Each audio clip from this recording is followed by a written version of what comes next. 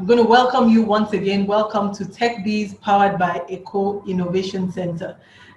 Really pleased that we are going to talk about a real tech topic today, going beyond the overall business topics that we handle. But then again, you know, every Thursday 5 p.m. is TechBiz time, 5 p.m. Lagos time. Or Nigerian time. That's TechBiz time.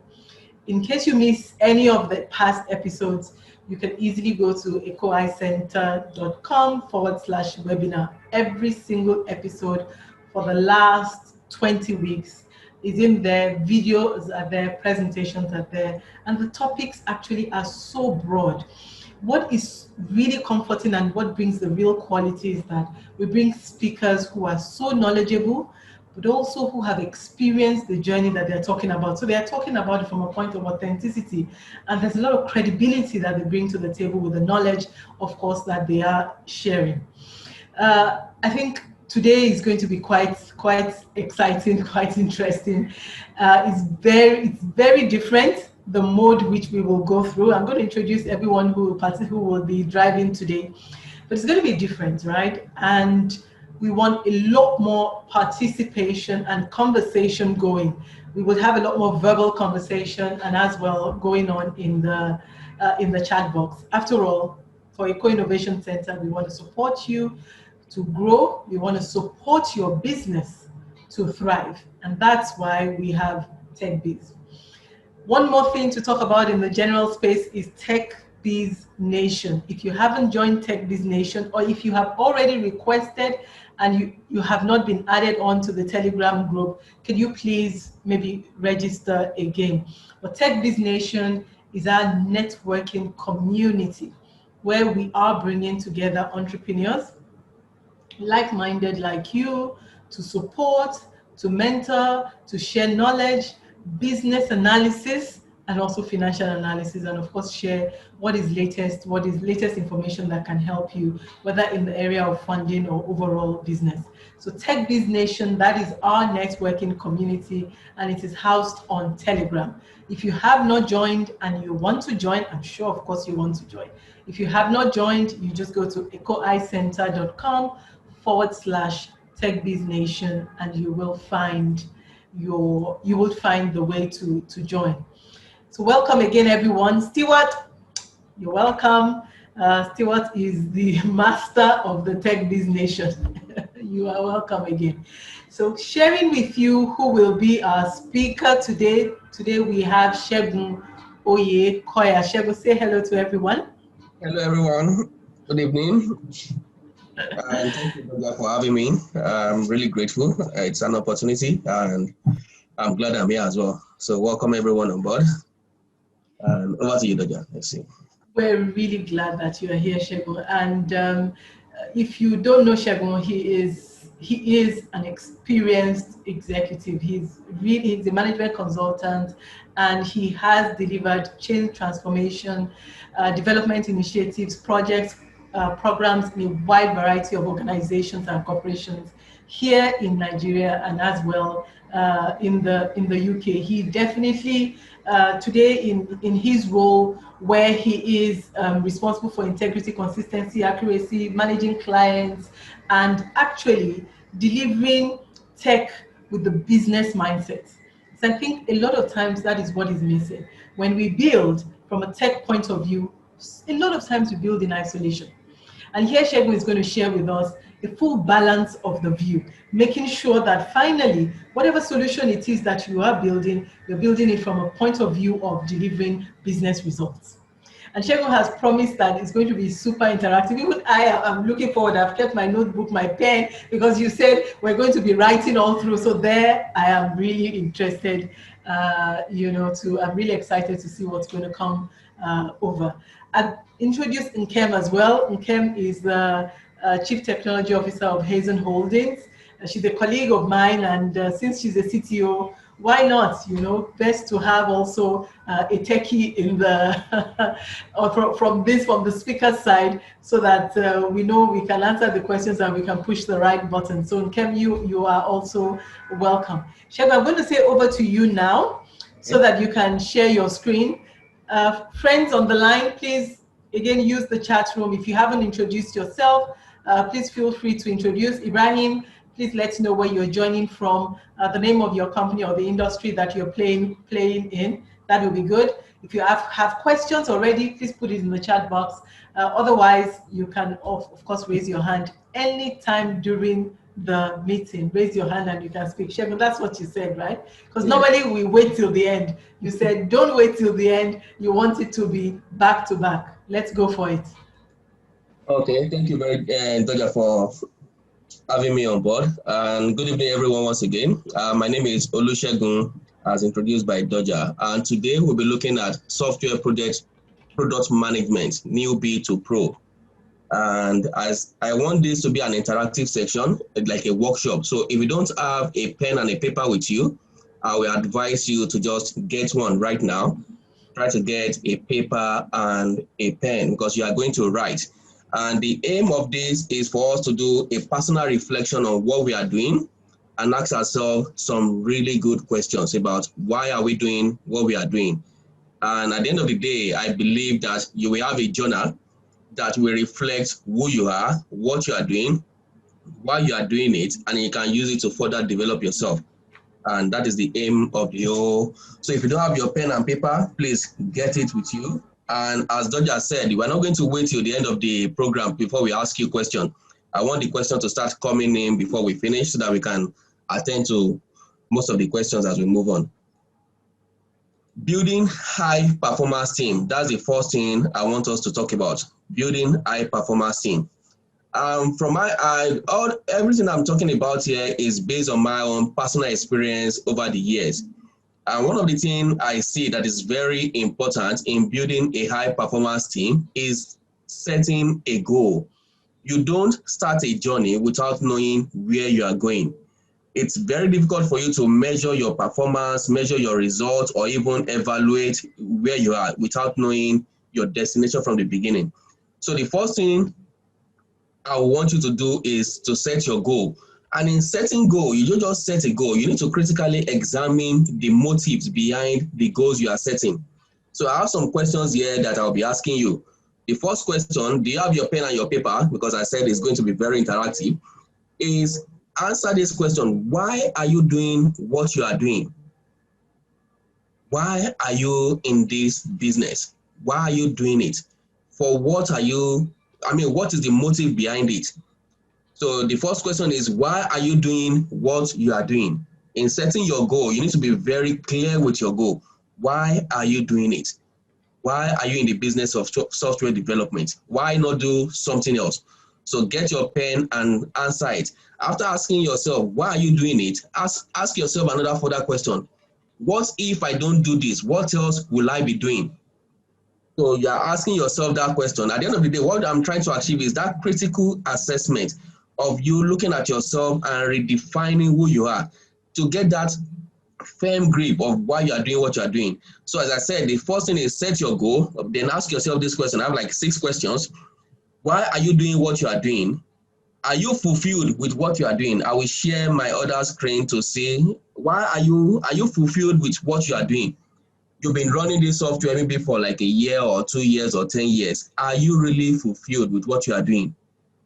Are you motivated to continue despite all your setbacks? Because to build a high performance team, you need to be clear with what you are doing. If you are not clear with what you are doing, you are demotivated. And you cannot build a high performance team if you are demotivated. The next question is, do you draw on your inner strength to deliver on your task? As entrepreneurs, most of the time, it's lonely out there. You are alone most of the time thinking of what to do. How do you self-motivate yourself? Do you have that energy to keep going despite all your challenges? You need to ask yourself, how do you draw from your inner strength? The next question I want you to also answer is, who get the most benefit from your task? Is it you or your team? Because in building a high performance team, it can't just be about you. When we are successful, who gets all the benefits? Is it just you or your entire team? Critically do an evaluation. Get it, just think about it. Oh, we deliver this project to client B. Who is more fulfilled in this project that we delivered? myself or the whole of my team. If it is just you alone that is deriving all the benefits, then you can't really build a high performing team because your team are not with you.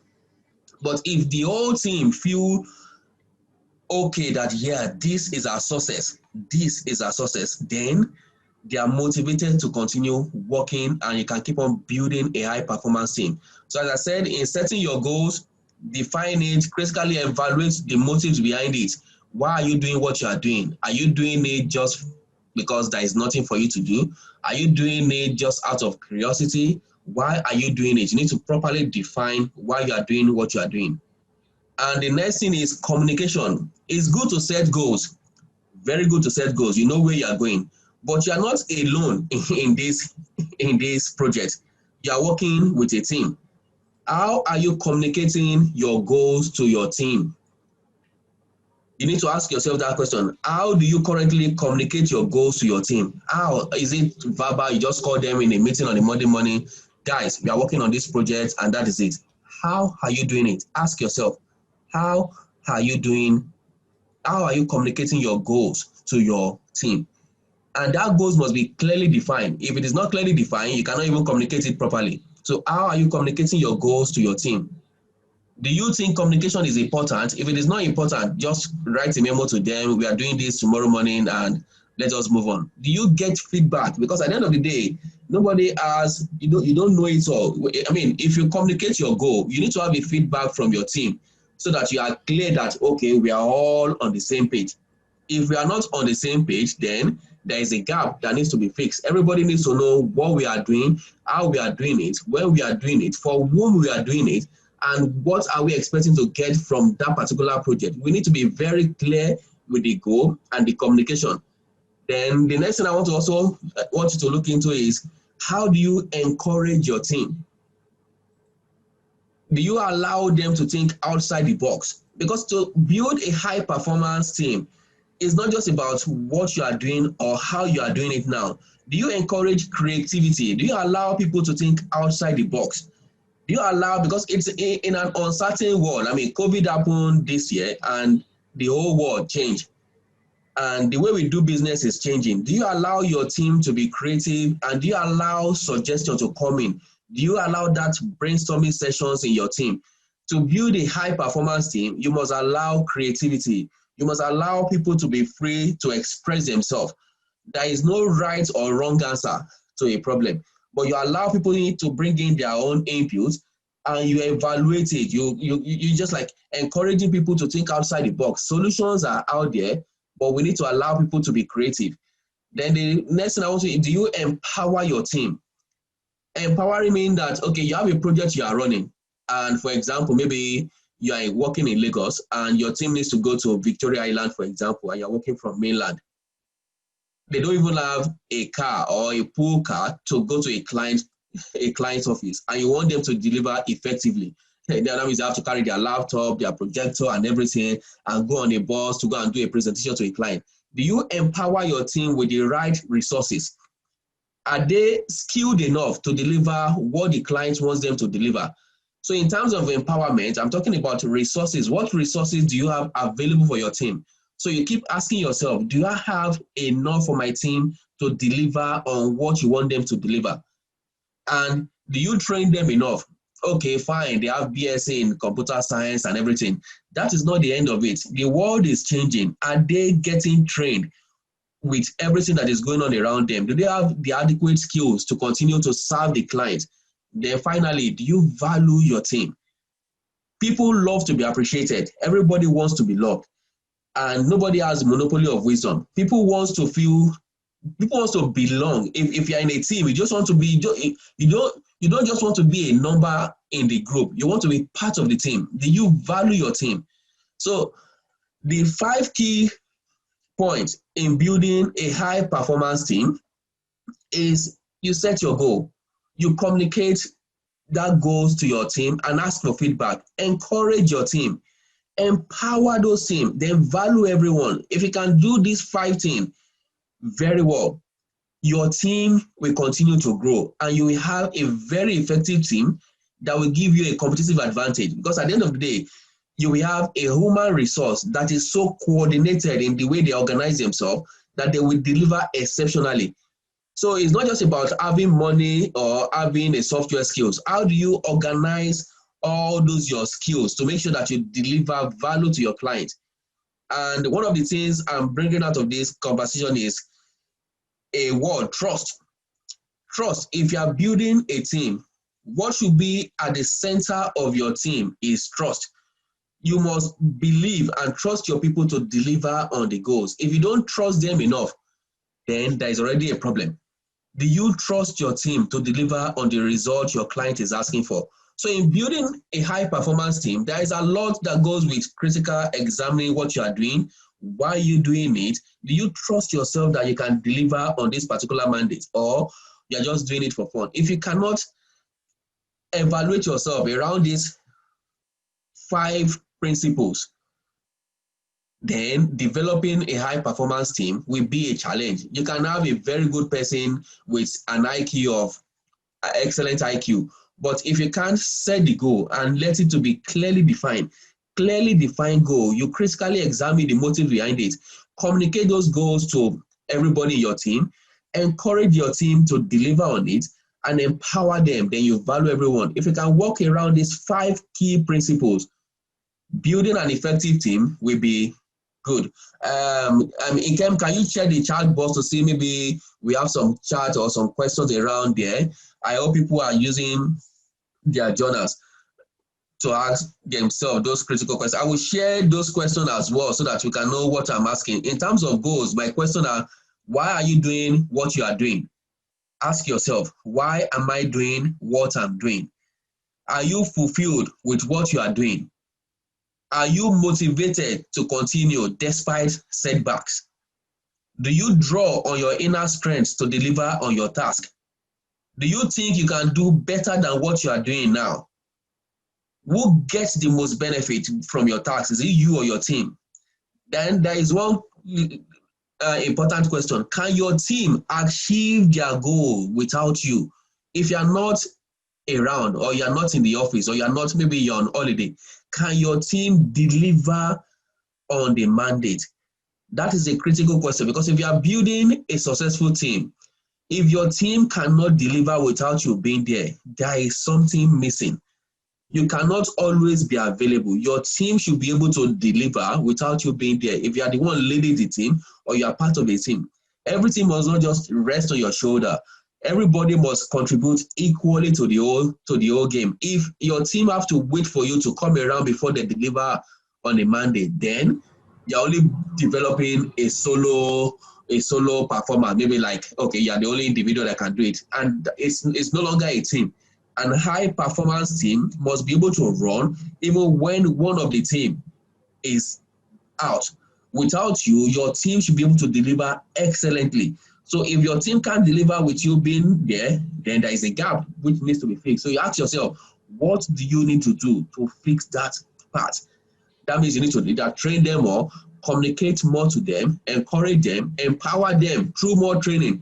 So if you go through these 5 principles, you will be surprised that you will build an effective, highly performance team that can deliver exceptionally by setting your goals, clearly defining your goals, not mixing, clearly defining it and writing it down. Don't just define your goals in your head. Write down your goals. If you write down those goals and make it clear, plain, okay, everybody can run the race. Set your goal. We know where we are starting from. We know where we are going. Communicate those goals to your people. This is how we are going to deliver this project. This is what we need to deliver this project. Be very clear. There is no ambiguity. I mean, things can happen and you can add to it, but be very clear from the beginning. This is what we are doing. This is how we are doing it. And ask for feedback. Don't just be the master of word and think that you know it all. Let people give you feedback. Oh, Shegun, what do you think if we do it this way? Or, oh, if we go through this route, it is better than this. If you ask for feedback, then there is communication between the team. Communication improves efficiency within the team. If you allow communication to be in your team, you're always going back and forth. You are informing them. You are giving regular updates about what is going on. Nobody is left out. Everybody knows where we are, what we need, and what we need to do. So not everybody is into the system. And if you build your team with these 5 principles, the way you organize yourself, people will only wonder, how can you deliver such a successful project with your team? Because they don't understand what is going on with it. Because what drives you is what is the organization of this thing, how you set your goals, how you communicate your goals, how you encourage your people to deliver on the goals, how you empower your team, and how you value the people. Everybody loves to be valued. I mean, if you are working for a place, even if they ask you to stay till 10 o'clock, the reason why you are doing it is because you feel valuable, you feel loved. The moment you don't feel valuable on a team, you will be dropping the balls. And when you start dropping the balls, another person dropping the balls, you cannot build a high performance team. These 5 principles, if you're wrong with it, and ask yourself real questions. Why are you doing it? Are you communicating effectively? Can you do it better? Asking yourself why and why and why. Keep pushing yourself further. Then we'll be able to do it. Okay, Dodger, I'm moving on to There's some questions already. So you know, there are, see, the considerations now is, if when you have, it is the other person who's actually behaving in a way that is contrary to the things that you're highlighting here. How Yep. does one manage? So, you know, questions like, well, how do you correct, or how do you manage a non-performing or erring member of the team? Or, so that's one question. Another question, how do you manage a team member that feels that they know it all and they're not going to listen to anybody? So how do you manage people who are not behaving in the way that aligns with those 5 things that you've highlighted? I mean, communication is very key. I mean, if you, okay, someone feels that I know it all, I won't I won't dispute that. Okay, you know it all, fine. Okay, but can we use you in the project? So the team leader needs to engage with almost everybody individually and as a team. You need to know the strength of individuals, and you need to know, I mean, even the person that is feeling I know it all, there are certain things that are driving that mindset. What is driving that mindset for this guy to feel I know it all, I don't need to work with this team? So as the team leader, communication is not just you speaking, it's also listening and observing. So why is this person acting this way? They call the person, engage, encourage, value the person. Let that person know that you are valuable to this team and we need you, because it's not just about you, it's about everybody. Or maybe there are some other people in the team that are not working as effective as this other guy and he feels, oh, I'm being overworked. How do you balance to make sure that everybody delivers on the same platform? Because I can't be in a team and I'm working so hard and some other people are not working as much as I feel I'm working, and you now start feeling, oh, why should I do all this? Then if there's a gap in terms of knowledge, then empower those other teams, train them.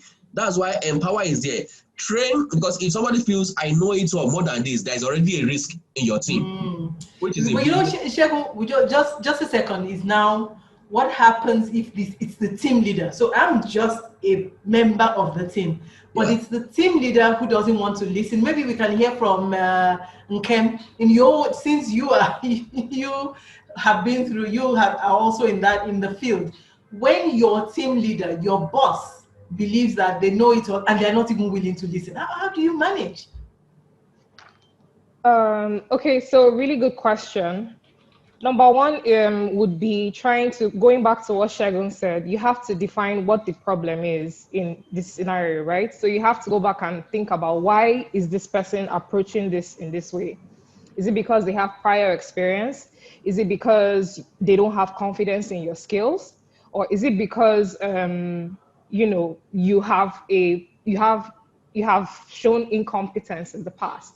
So, you know, it's a matter of trying to understand and see where they're coming from. So I believe in, you know, applying empathy to problem solving as a rule when, you know, dealing with difficult situations. So you have to ask, why is this happening? So if you can answer that question, and then I think that you can now work from there and, you know, attack it in that line. And in some cases, really, if all of the questions are answered, and, you know, it's not incompetence, it's not a trust issue, because sometimes your boss or your leader has a difficult time trusting that you can deliver on something, right? So it falls to you to, you know, deliver small wins when someone gives you a large task and there's a case of, oh, would this be possible, or she suggests this and I don't want to do this, give that person, divide its big task into something small, into smaller bits, and then give the person a little win and earn the trust little by little. But if all of these different approaches don't work, then Yeah. sometimes it is what it is. Yeah, so I mean, as the Kev said, my key word in building a high performance team, trust. As you said, if your boss doesn't trust you, I mean, maybe the reason why the team leader is acting that way is it's centered around trust. So how do you win someone's trust? Trust is very vital in building a team. The trust may be because the team leader is looking at you that you are not that committed to this goal. Then I will bring the team leader back to, can you set your goal and clearly define your goal? Because if you feel your team are not committed to the goals, then the question is your goal really clear? Are you communicating your goals effectively? Do you get feedback from those goals? Because you can set a goal and everybody feel we are going to Ibadan, but in your own goal, we are going to Akure. So is that goal that clear? Even though we are going through Lagos Ibadan Expressway, where we are going is not Ibadan, we are going to Akure. Is your goal that clear? If you communicate your goals to people, communication is a process. As you are communicating it, you are winning the trust of people. Then you see, are people believing in you? If people believe in you, that you can take them to their final destination, then people will follow you as the leader. But if they don't trust you enough, so trust is very key in building a high performance team. It goes with the team leader and it also goes with the team members. The team members must trust their leader to take them to the destination, and the team leader must trust the members that they will follow and implement those goals that he has set. So the trust is almost everybody in the team working with that mindset. I believe the best in my team leader and I'm willing, but the team leader must set a clear goal. I can't believe in someone that is not setting a clear goal. The goals must be clear. Where are we going? How do we examine, or how do you appraise the team activities? I mean, you must define everything as much as possible. Define, make it clear, write it down. Let everybody knows what we are doing, why we are doing it, for whom we are doing it, when is the timeline, what is the timeline, when are we supposed to stop? If it is very clear, then it is easy to drive people around. And don't forget that you are working with human being. Human behavior, I mean, the behavioral science will tell you that human being has the most complex people to manage.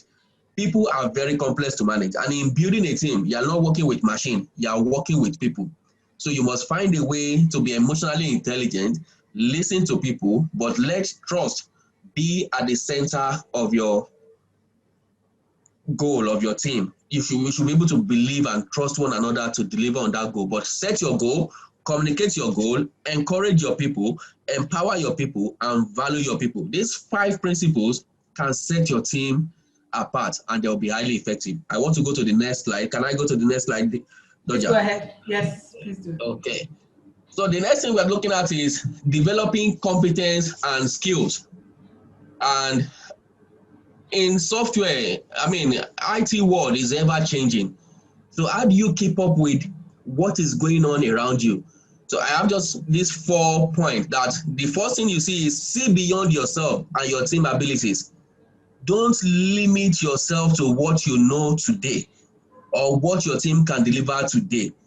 That will definitely hinder you in developing your competence and skills. If you can see beyond yourself and your team abilities, I can't do it today doesn't mean I cannot do it tomorrow.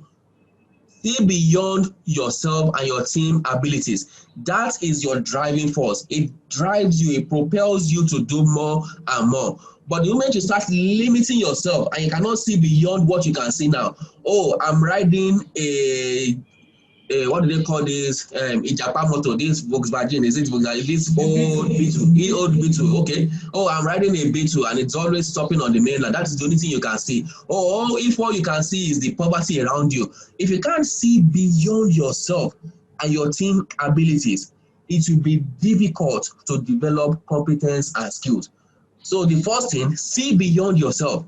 Don't limit yourself with what you have. Okay, I don't know anything about this thing now. That doesn't mean I cannot go and learn and know it. So the first thing in developing competence is to see beyond yourself and your team abilities. Then the next thing is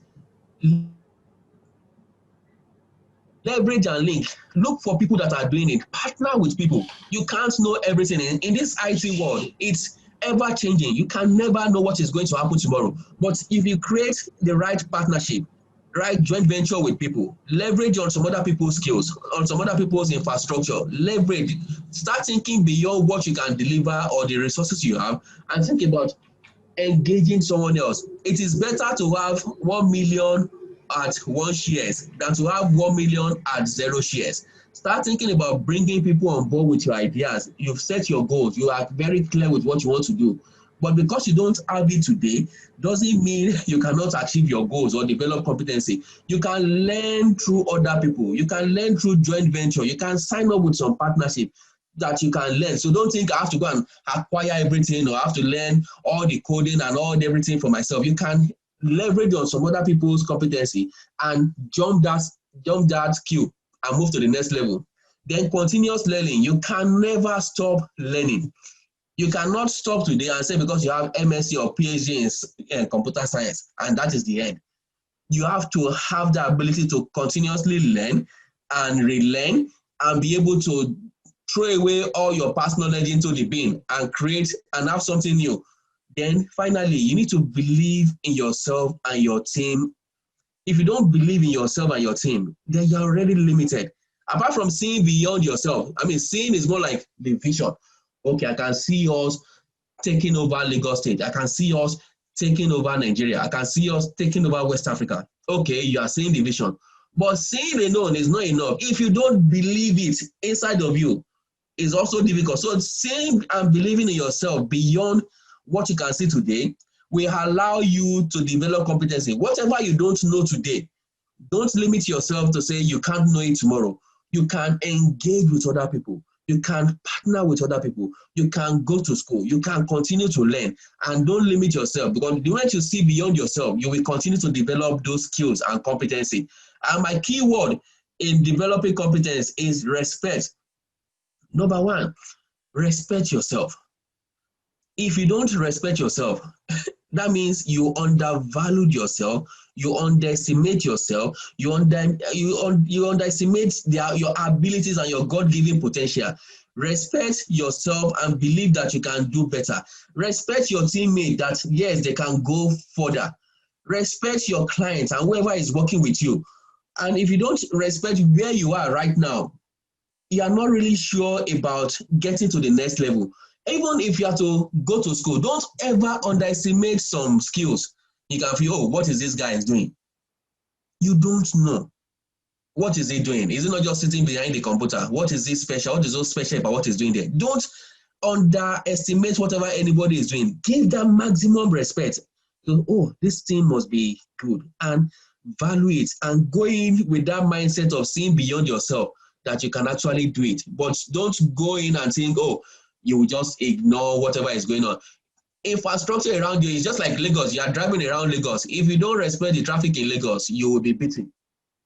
Respecting the traffic in Lagos, knowing, okay, when is the peak period in Lagos? When am I supposed to move and when I'm not supposed to move? If you just move without respecting the traffic in Lagos, Lagos traffic will show you pepe. You will miss all your appointments. You will miss everything you need to do. Respecting comes with an awareness of who you are and your environment and your abilities and your capabilities. You know your strengths, you know your weaknesses, you know the strengths of others and you know the weaknesses of others. You don't just throw people's weaknesses into their face because you're not competing. How do you make sure that people, your own weaknesses, you minimize your weaknesses and you maximize your strengths? It's all about respect. But in developing competency and skills, see beyond yourself and your team abilities. If you can do that, you will go further. Try to partner with people. You can't do it all. There are some things that is no point learning some skills. You can partner with some other people that are already very good in it and bring them on board or pay to be or just buy their license like a franchise from them. There is no point trying to learn everything. In IT, you cannot learn or do everything. I was saying to someone that Zoom, we are using Zoom right now. Microsoft use Teams. Do you think that Microsoft cannot do what Zoom is doing? Definitely they can do what Zoom is doing, but they focus on Microsoft Teams. And continue dwelling on that one and building something else. Not that, oh, I have to do everything. You cannot do everything. You can leverage on what other people are doing and take yourself to the next level. Then you need to continuously learn. You can't stop learning. In developing competence, you have to keep learning, exposing yourself to more knowledge, respect yourself, and be willing to respect whoever is even teaching you. Respect the other person and believe that that person is giving you something valuable to move you to the next level. Time conscious, so if I have any question, Shegu, let me ask you Samuel's question. And maybe when you are addressing or when you are sharing the information, it will be helpful to know if you're on the receiving end, right? yeah, So if you're on the receiving end and you are dealing with someone who is not complying, well, someone who is not willing to learn, someone who doesn't believe in himself, those kinds of things, how do you manage the other person that is not living respectfully, that is not, you're not trusting? So someone asked the question to say, how can you manage a co-member that likes to earn all the glory and overlook others within the team, others who helped to make the project successful? He overlooks them and then wants to take all the shine. yeah. I mean, I would say, okay, I'm looking at the receiving end. Number one, I know that this person is not really part of the team. You can have friends and you can have friends. Some are not really your friends. They are just your fan. So that person is not really part of the team. It's just a fan of the team. It's not, because at some point you need to know who we are. If you say we is we is never high. If one person is always going about taking all the glory, number one, the goal of that person and the objective and the motive driving that person, I will take you back to this slide one. That person's mission, when you critically evaluate that mission of that person, is not in line with the team. That person has a personal agenda. So the team leader, I mean, if you have the opportunity to, maybe you're the one selecting the team, in selecting your team, it's very, when I go to the next slide, you see where building a team and assembling people together is very important to a successful delivery of a project. When you have people in your team that are not really part of the team, they're already problem for you. So you are dealing with a project, you're also dealing with the individual. But in managing that kind of person, well, if I'm the team leader now, what I would do is, okay, it's getting into you. You're not seeing beyond yourself. That same person is not seeing beyond himself or herself and your team abilities. It's just seeing what I can do now. I'm better. It doesn't know that somebody in that same team can learn some things today and outshine you.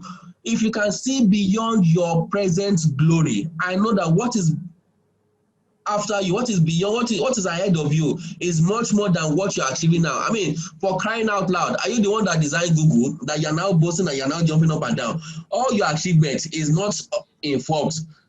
You're not even the millionaire, the richest person in Africa. So why are you? But humility is also very key in delivering a successful team and even learning more. That same guy, if that guy keeps working, or if that person keeps working on that terrain for the next 5 years, it will not develop. It will not build further competence and skills because it feels I know it all. So if your team is built around a long-term goal, that person will not last in that team because that person is short-sighted. He's not really seeing the big picture. He's only seeing the picture for now. And his goal, maybe his mission, his objective is just to come in, do something, outshine some other people and use it to go and take glory. If I'm the one recruiting, I won't recruit that same person for a new job. If I'm doing an interview and all what you are telling me is how you deliver a project, you keep on saying, in a team project, then I will know that you are a problem. But if the person can see beyond what he's doing right now, and say in marriage, they say one can chase 1,000, two will chase tens of thousands. There is power in a team.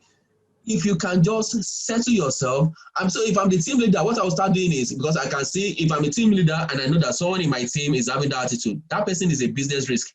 So my next point is, how do I deal with this business risk? I will now start thinking, what is this person doing? Who else can do the same thing? If there's nobody can do that same thing, how can I train others to do that same thing? Because I have to limit the influence of one individual in my team. One person cannot be the God in the team. If the whole thing is worshiping one particular person and is getting too ahead of himself, what I will do is, okay, I need to strike a balance between what this person is doing and what others are doing. Maybe I need to reduce the workload and make others to feel relevant. So the team leader we have to juggle some of the tasks to make sure that everybody feels appreciated and valued. So it comes back to, if I take you back to the first slide, valuing everyone. So even the team leader needs to be conscious about just picking someone and using that person as an example all the time, because it can get to someone's head. That's why I say value everyone in your team, not just one person that is doing the job. Everybody, if you keep valuing everyone, that person with that ego, you find a way to balance to make sure that everybody is delivering to the team. But if the person is not changing and it's a business risk, then you need to start working on the exit strategy. That would be a topic for another day.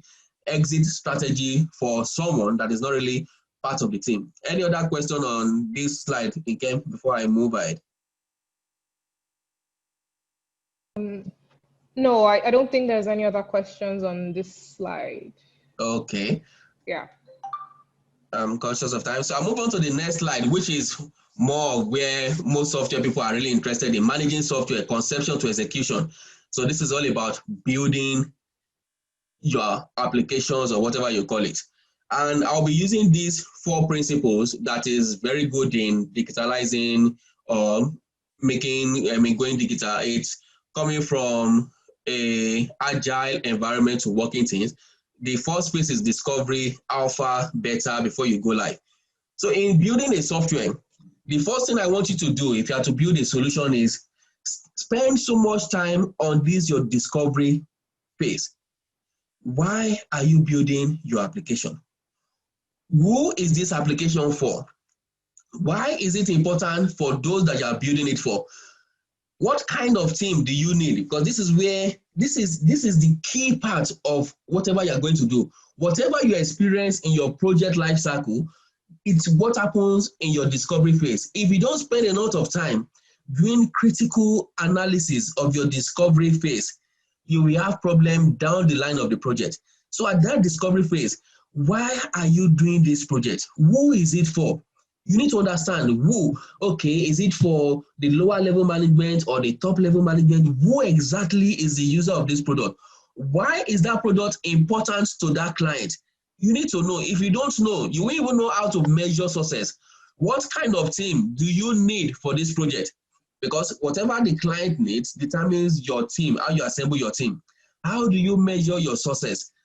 Engagement. You have to engage with almost all the stakeholders, from the executive to the users to almost everyone. Then the next question, if you are building a software, is this project viable?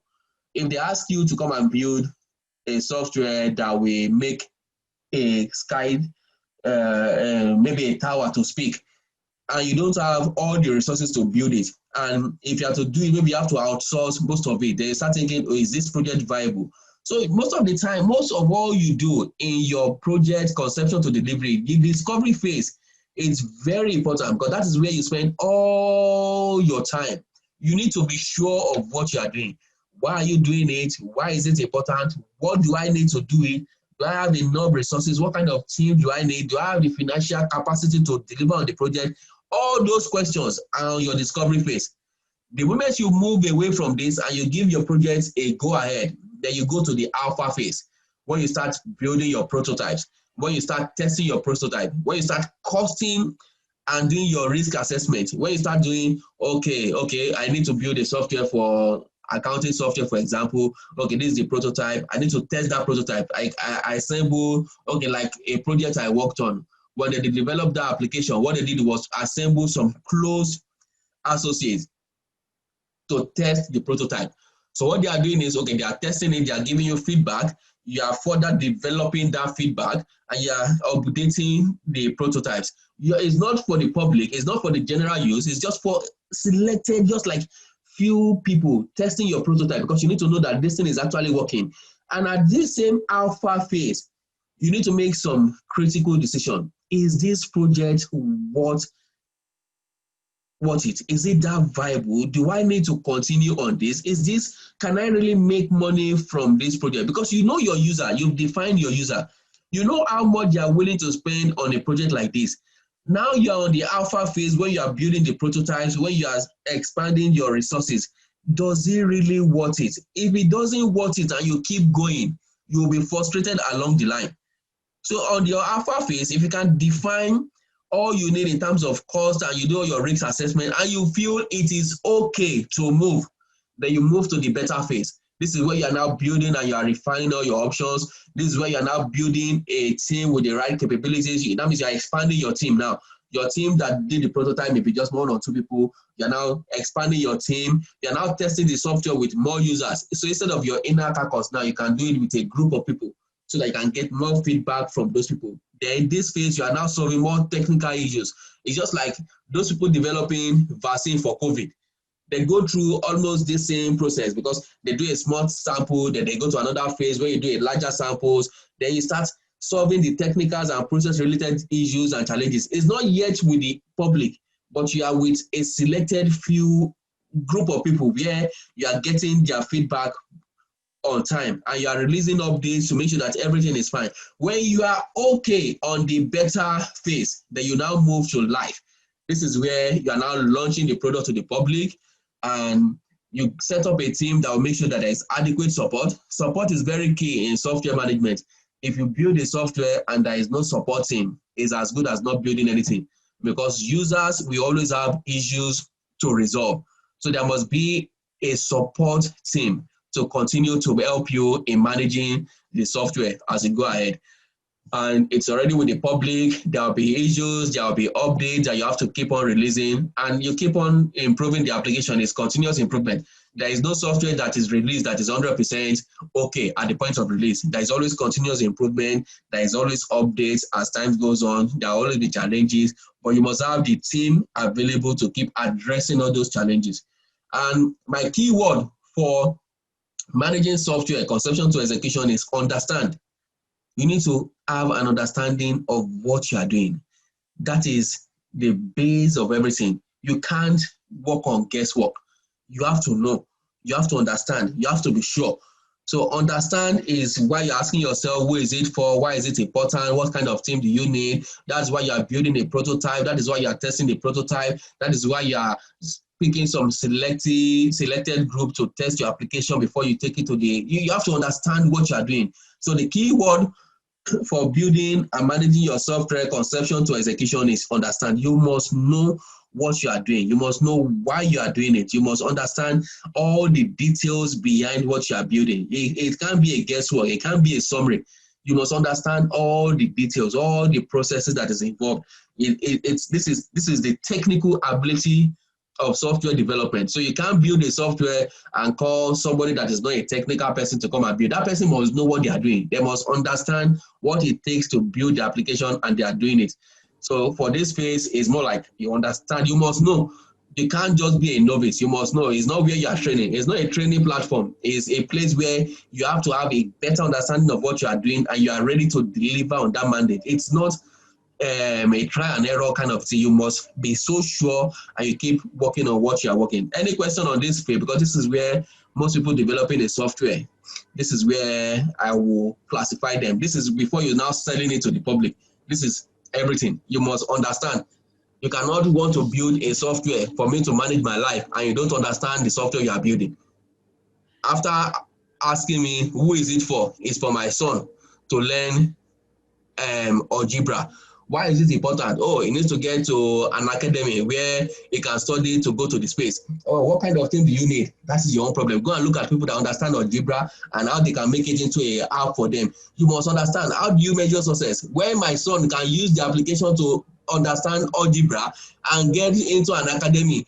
Oh, engagement. Do you need to talk to my son about how he feels about the user interface? Yes. Do you need to talk to me? Yes. Do you need to talk to your technical partners? Yes. Oh, is the project viable?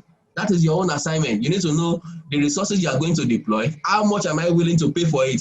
If I'm saying, oh, that application, I'm only willing to pay 50,000 naira, and all it will cost you is already going to like $1 million. Then you start doing your market analysis. Okay, can you sell it to more people that have the same need like me?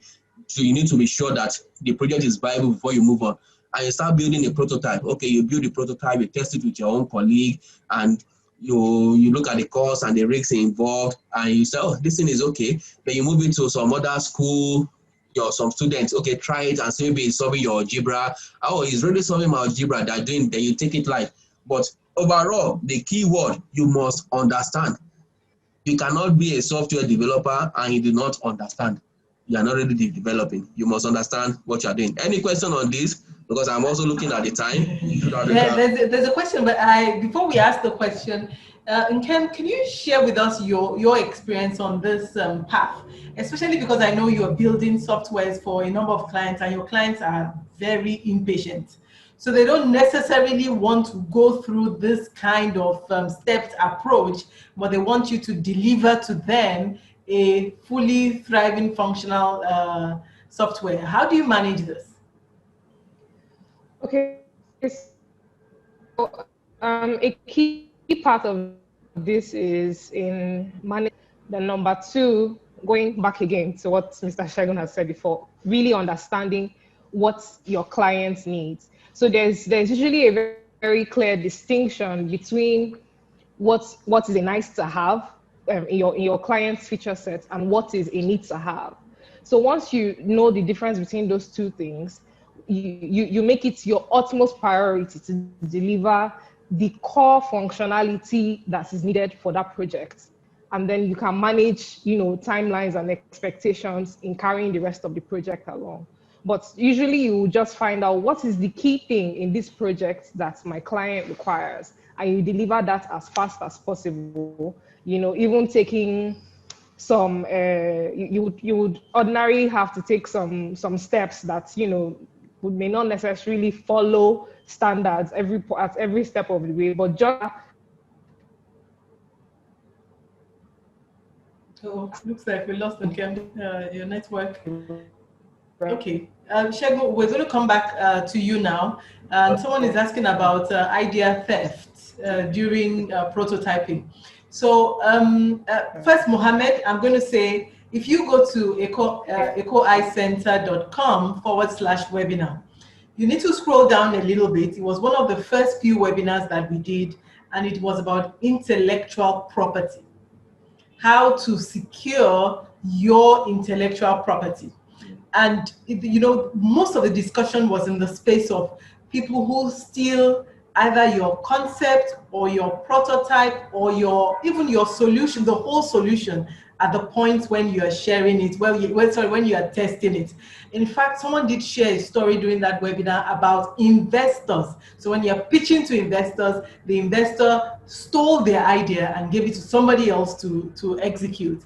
But go through that webinar, you would understand how you can protect your IP through legal means, but also some systematic ways that you can even take before going to before even hiring a lawyer that can help you in some way protect yourself.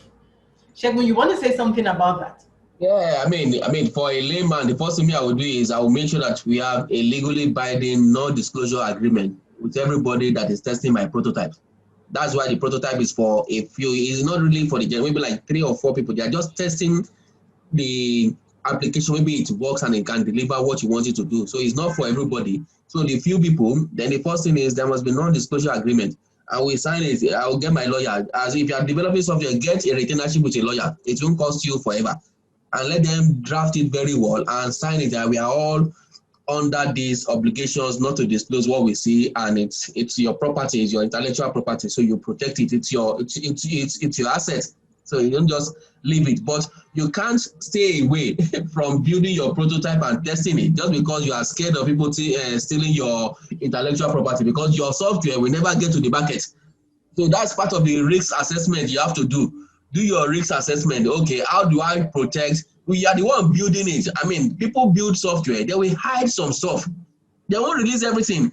They know that this application can do this. They will just release it in bits. Okay, go and test it. You own it, so you know what you can release at one point in time.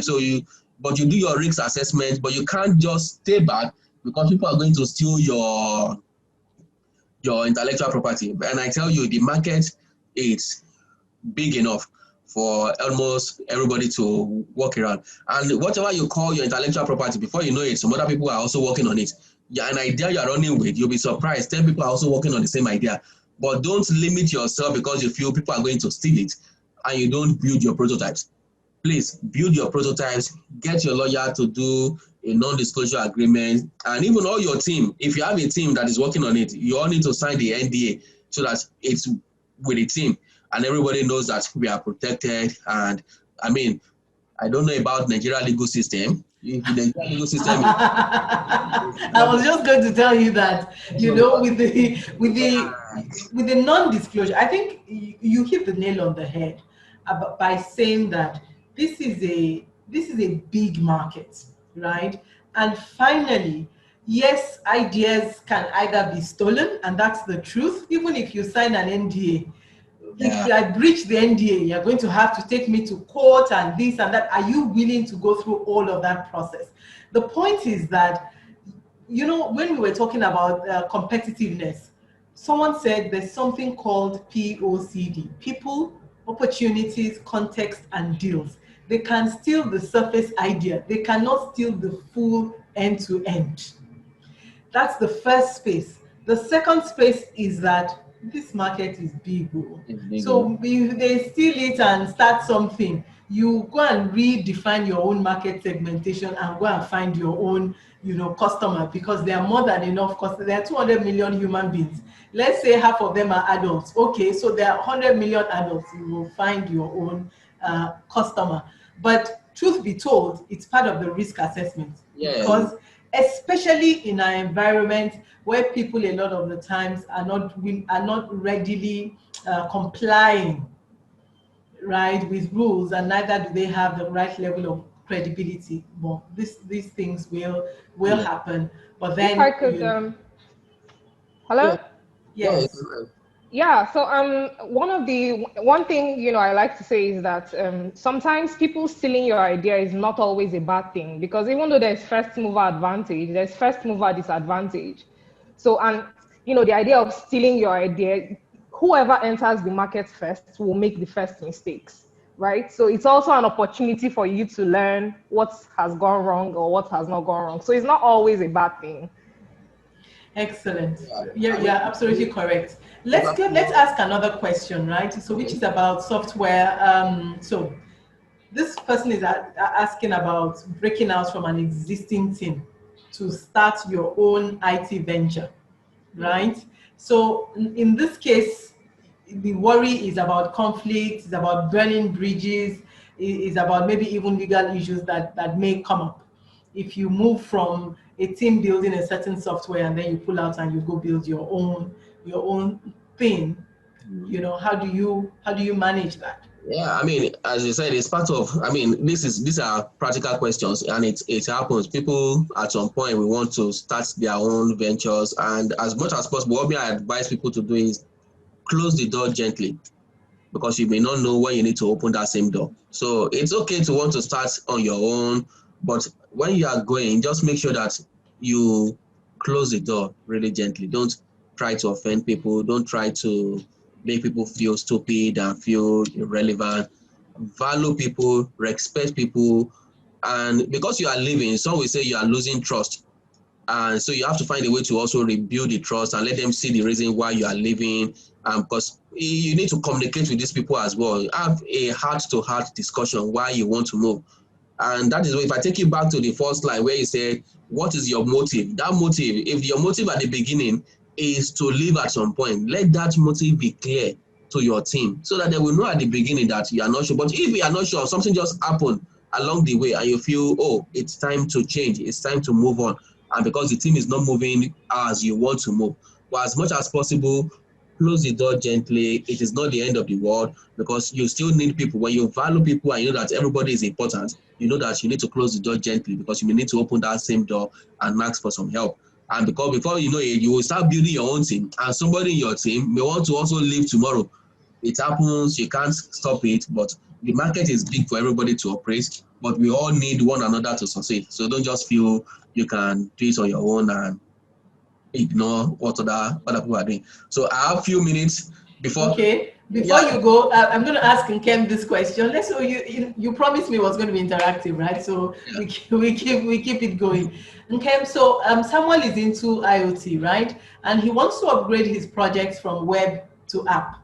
So the question really is, how should he do this? Should he by himself go and learn how to design an app, right? Or should he find an expert to do it? The worry is, if I find an expert to help me build this, he may steal my project. So back to the point on, stealing.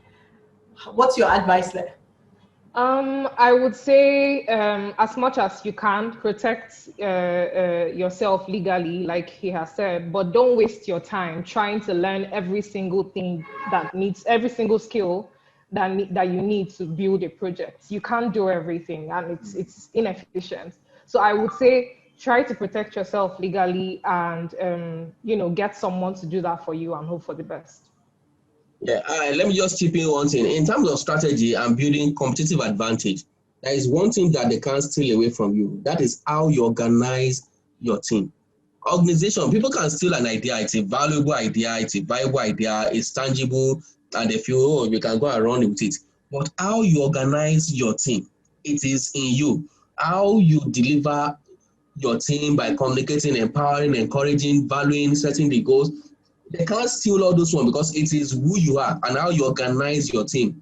The ideas will be, I mean, definitely people will copy your ideas. If the idea is good, people will copy it. They will produce substandard one of that same idea to sell it cheaply. So if you are good, but don't stop yourself because people are going to steal your ideas, then you can't, as Ikem said, you can't do everything. Leverage on other people's.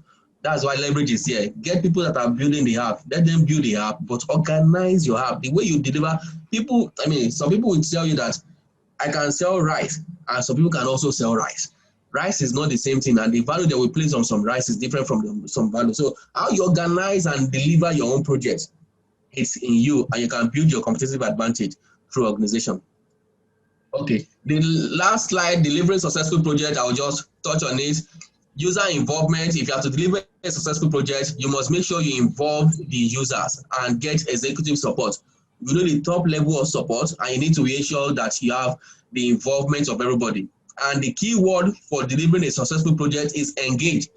If you don't engage with the people, with the executives and everybody, and it's a lot of engagement. You're not just delivering a solution. You are delivering a solution that are going to change the way people are doing things and make their life better. So you're engaging with them, and as much as possible, define your scope and objective in line with the business value.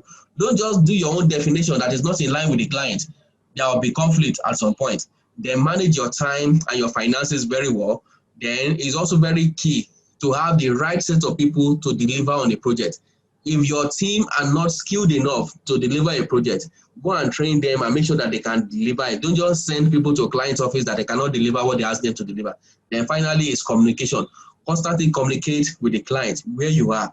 Let them know the status report. Don't just leave them in a bubble. Let them know where you are.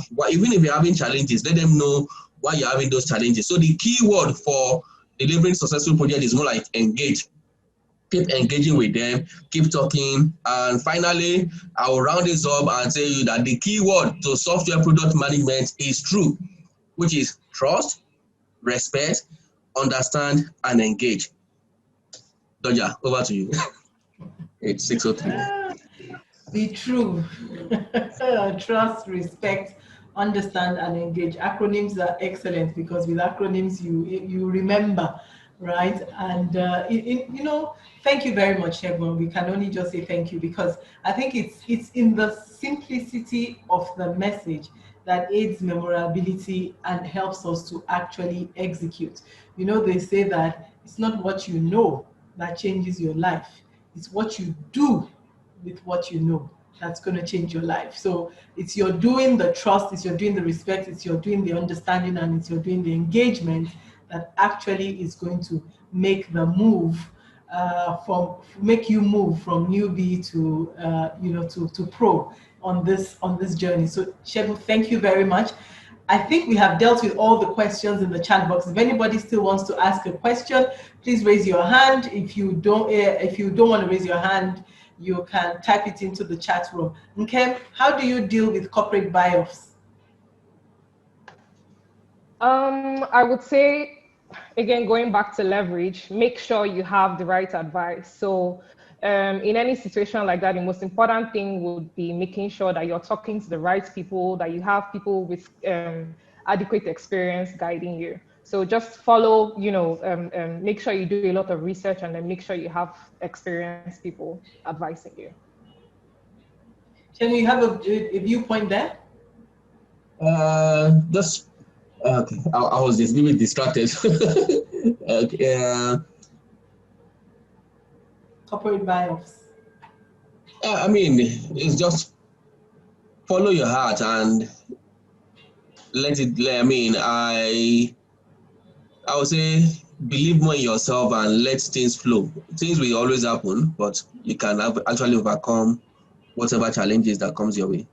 Mm, excellent. Thank you so much. Okay, can we partner with this organization during projects? Would you be asking about the Eco Innovation Center? And like we always say, Eco Innovation Center is supporting entrepreneurs, product incubation, acceleration.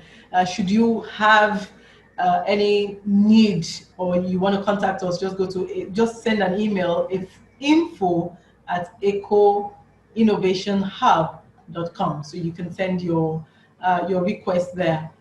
Stewart, you want to ask a question? Please unmute and do so Yeah, hello, Dodger. Can you hear me? Yeah. clearly. Okay, yeah. So my question is very simple. We got this project, so I don't need to take up. We got this project, and it was in partnership with another firm here. So we're supposed to do the front end, the UI, UX, and stuff like that. They were supposed to build the backend APIs, and then we integrate. And because of that, I built a relationship with the owner of that particular firm as well. And then he was trying to complain something to me, and I'm happy he's here. I'm happy on the Zoom call, but I think he doesn't want to ask because of the reputation of his firm. He set up the team, he set up his firm with 5 members, and all of them graduated together. And he's scared, he's feeling like at a point, some of them might want to pull out, like because they are almost like age mates, course mates, and nobody can actually control this person and say, sit down here, or don't do this and do that. They all come to the office when they want to, like they were almost like a month late to deliver on their own part of the project. So I had to push and push and push before they were able to send their APIs down. So I think when you're in a situation like that, what do you do? And then when it comes to empowerment, again, I'd like to ask, one of the fears you have is when you empower your team members, you're scared that someday they might have to leave. How do you actually deal with this fear to ensure that you go all out and give them the best when it comes to empowerment? Thank you. Thanks, Stewart. Okay, tell us. For Team members and our peers. yes, I mean the first question is more like you talk about the team. I mean he has a team where they are all like age mates and they've been doing things together, but there is no I can see that there is no respect in there. I mean if you respect and value the other person, then you know that we are in this to deliver a particular project. It's always difficult when it comes to human beings and we try to manage what people are doing. But what I will tell him is this: is he needs to call those guys and have a real discussion with them and let's talk. Why?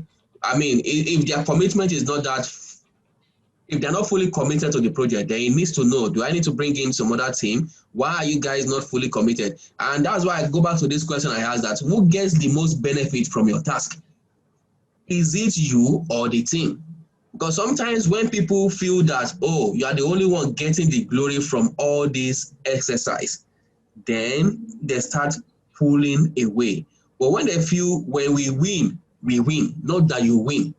So he needs to ask himself that question: who get the most benefit when we deliver a project? It's an honest question that he needs to answer on his own private part, private time, and say who gets the benefit. Just critically look at all the projects you are doing. Who gets the most benefit? Because the only reason why people don't feel part of a team is when they feel they are not valued enough. That's why I go back to the issue of value. If you value your team and they feel they are valuable as well and they see themselves as equal in the team, then they can run. But if after doing all that and you still feel because they feel we are age mates and they feel we can't do things anymore, it's not the end of the world. People come and people go.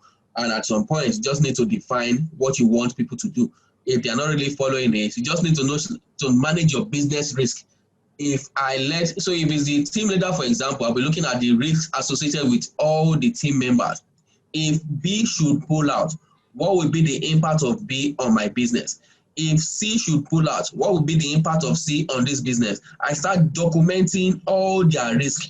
Then I start looking at how do I address this business risk? Do I need to bring in people? Because you've set your goals, you've clearly defined what you want, and you've communicated your goals to everybody, and you empower them, you value them, but they are still not interested in moving ahead with you. So you need to start evaluating the risk behind what they are doing, and you start minimizing those risks. How you do it is either by bringing in new set of people like training to start knowing what they are doing and start transferring some jobs to them, but you need to gradually reduce their risk of exit, because at some point they can just pull out without telling you, and you still want your business to continue. And when you talk about empowerment, when you train people and they still want to leave, I tell you, you can't hold people forever. At some point, people will want to leave. That is the reality of life. The only thing you need to continuously do as a business owner is evaluating your business risk and making sure that your continuity is not impacted by anybody leaving. It is okay to impact people, but don't think that you will have them forever. You cannot Exactly. forever. Exactly. So Very, don't, very true. even if you will give some people 100% of your shareholding, they will still want to leave. So I won't say start giving them shares, start making them part of the business owner. They will still want to leave. It is in human nature to leave at one point. Some people will leave, some people will stay with you forever. But don't shy away from empowering people because you feel you are going to lose them. Very Empower true. them. When they want to leave, let them leave. But you, as the owner of the business, manage your risk. Risk assessment is a continuous thing. You don't just do it once and leave it and say you are done. Every Mm. day you evaluate the business risk. Who is doing what? If this person should drop down now and die, will the business continue? Because you are thinking about them leaving. What if they die and leave the whole world? It's the same thing. So as Well, the you know, there was even Titi Layo mentioned something in the chat room now. She says, if you don't empower them, if you don't train them, and they stay, you are going to have a bunch of non-value adding people in your team, and you end up doing all the work all the by work. yourself. Yeah. You know, yeah. And even to the question on the peers, you know, the colleagues who are working together. Ekaret said in the chat room, maybe if you were to offer them some equity offer somehow, maybe it will increase their commitment, their contributions. But it all starts from what you said, understanding. You need to sit the individuals down and have a conversation on, you know, the performance, the behavior that you require in order to become, for everyone to be top performing. The very last question from Azuka. Okay, how can I assemble effective team members to build AI and data analytics products in a market like Nigeria, where people prefer corporate jobs and looking for multinational companies to work with? Um, so I think on that, hello, can you We hear can hear me? you. Yes. All right, so I would say on the issue of preference, people will work where they believe they will gain value, right? So you have to have something, talent, to attract good talent. You know, there has to be something that you have that is a value add to the person. So it could be your level of compensation, it could be the how exciting your project is, but you have to, you know, really craft a set of circumstances that is attractive to the kind of talent that you're looking for. Great. Okay, Tech Biz Nation, I think it will be great if you gave Shegun and Nkem feedback in the chat room.